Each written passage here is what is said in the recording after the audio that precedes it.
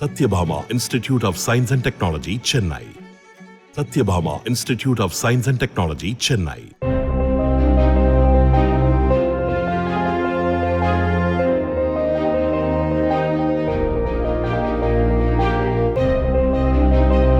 விழுப்புரம் மாவட்டம் மேல்பாதி கிராமத்தில் வழிபாடு செய்வது தொடர்பாக இரு சமூகத்தினருக்கு இடையே ஏற்பட்ட மோதலை அடுத்து மூடப்பட்ட திரௌபதியம்மன் கோவிலை தினசரி பூஜைகளுக்காக திறக்க சென்னை உயர்நீதிமன்றம் அனுமதி வழங்கியது.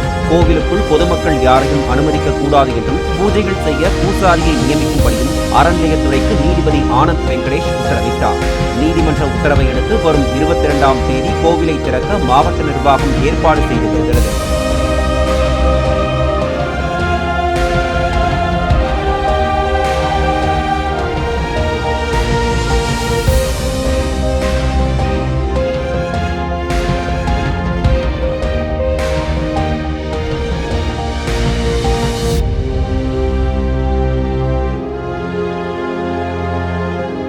Satyabhama Institute of Science and Technology, Chennai.